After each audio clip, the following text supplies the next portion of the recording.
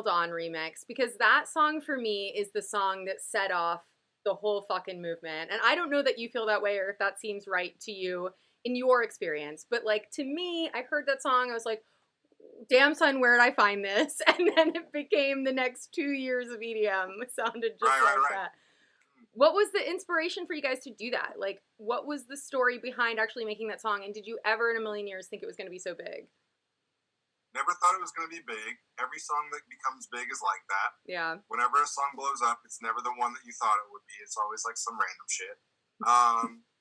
And yeah, the story behind it is just, it's really simple. I took 2011 to like just learn how to produce music. I wasn't producing music before then. I was making little mashups here and there and DJing with Floss. But EDM happened in that time, and Skrillex and dubstep explosion happened. And Flosstradamus, we were just feeling left out. We were feeling like we weren't really a part of that situation because we weren't producing original content, original music. So I was like, I want to take this year to learn how to produce and learn how to write. And yeah, so I made that song just in my attic on the south side of Chicago. Wow. Just as kind of almost like, it was like, that song was actually part of my learning process of like learning how to produce and what sounds I wanted to make. But I knew I wanted to make hip-hop beats and like rap beats out of electronic music.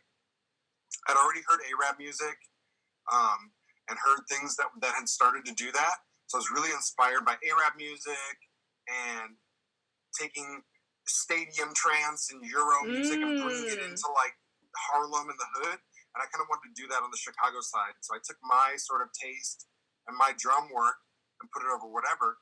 And then Original Dawn came out, and I just heard that song, and I was like, this would be perfect if it was halftime. Right, because it was that hard style, like, bam, bam, bam. Instead of the,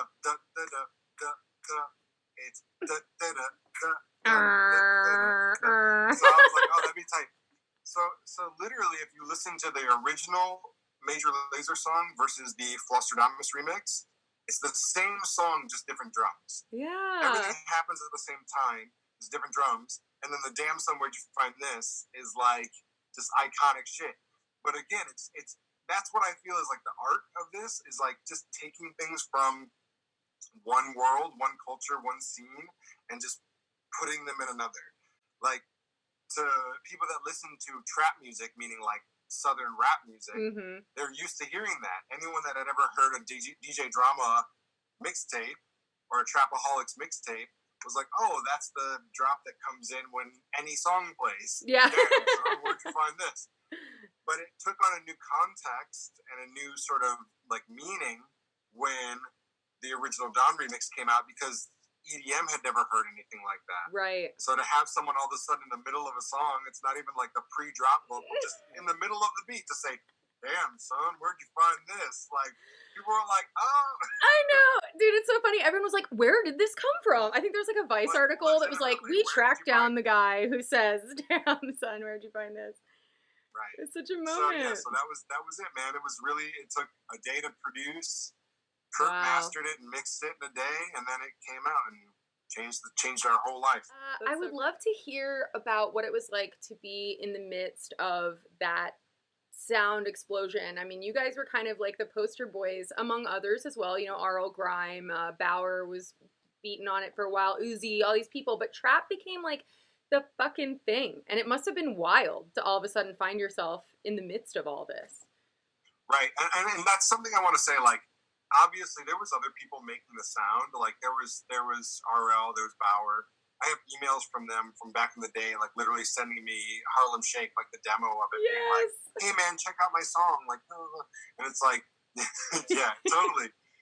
But my thing was with all those guys is that they saw what happened with dubstep. They saw how it was born, boomed, and died. Yeah. And they were, for like strategic reasons, distancing themselves from the term trap. And I'll just to give a quick little like breakdown on how that even came about.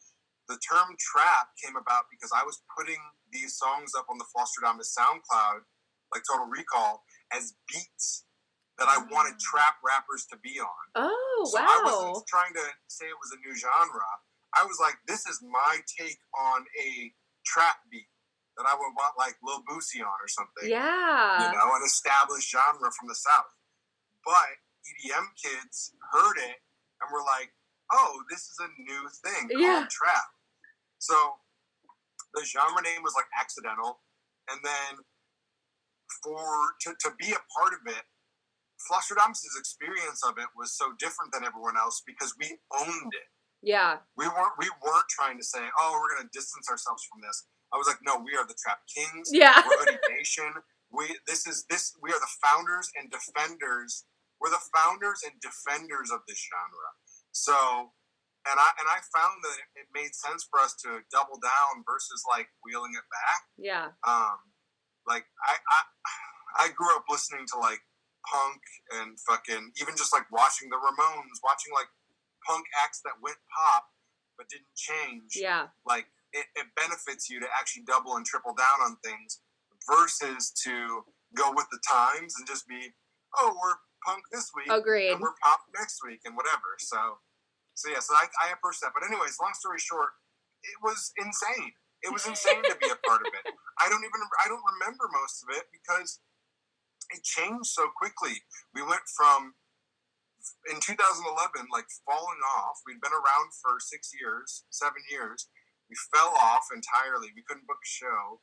To a year later, 2 years later, headlining Coachella and being like playing right after the weekend. So yeah, so wow. Yeah, it was so crazy and so fast and so nuts that it's really hard to like break it down. But we just kept our heads down and did the work. That was the biggest sort of takeaway from it. Was like we never stopped and said, "Oh, is this cool? We're having fun. Oh, we're enjoying this." We're like, nah. We're always not good enough. There's always more that can be done. The sound can always change. Like, we just, like, put our heads down and just, like, went for it. And I wouldn't recommend that because that led to, like, some really crazy shit. But, like, as far as the career goes and as far as, like, the output goes, that was good. I want to real quick confirm what I believe to be true. Weren't you all banned from playing block parties in Chicago for a minute because you set off, like, a mini riot? Dude, okay, so here's the thing. We didn't even set off a riot. What happened was, and this is something that's kind of funny because that was 2011. I think that was 2011 that happened. Yeah. What's kind of funny is we were playing, this was the first show we'd ever played where we had like this kind of like trap like sound. And so we were playing it. The festival organizers, the block party organizers, did not expect it to be as crazy as it was. Yeah. So a bunch of kids showed up. It was our first show like that. Kids were moshing and going crazy, and the police shut it down. They literally pulled the plug on audio, but they left the mic hot. Oh, so shit. The mic was coming through a different feed than the mixer, and when the sound got pulled, I was just like, all right, sorry about this, guys. The show's over, but fuck Chicago police. Like, I was like, then, now, and forever. Oh, shit. I was like, that's fucking whack, da-da-da, we're out. And after saying that, it was like, if you book Flosstradamus at a party in Chicago, it's getting shut down. They, like, put out a ban on us. Oh, shit. So that gave birth to Band 1, Band 2, and Band 3D, the mixes. It all came from literally getting banned from playing shows in Chicago, man. That's super so crazy. That's so nuts. Super crazy. Wow. But so many things in our career came from, like, hurdles, you know? Like, people being like, here's a roadblock, and us being like, we're going to blow it up. Wow. Like, we'll embrace, instead of being like, oh, we're banned. Oh, no. Yeah. We're so issue it, like, nowadays, it's like, we'd have to issue a fucking apology or some shit. Like, right. So sorry that we said fuck the police. We'd be in a notes app. You know, I'm so sorry for those that we offended. You know, we stand in solidarity with the police. Like, then we were just like, fuck you then. And we started we're like, you literally just gave us the title of our next mixtape. And in 2016, that's where you stepped away from Flosstradamus, dropped a bomb, walked slow motion like an action movie hero, started YehMe2. Wasn't quite like that. But talk to me about what led to the decision to kind of take a step in a different direction and do your own thing. Sure. The the short story is that it was just differences of personality, opinion, a relationship that had gone on for maybe a few years longer than it should have. You know, it's unfortunate. I really wish that things were different. There's times definitely where I say, hey, you know, like, I'm not happy to see Flosstradamus where it is right now. Like, I look and see where the current project is at, and I'm like, man, like, it could be at a different place. But for me personally, and for my mental health, I had to put some distance between me and Kurt, because things just got really toxic. They got really hard for me. They got really hard for him.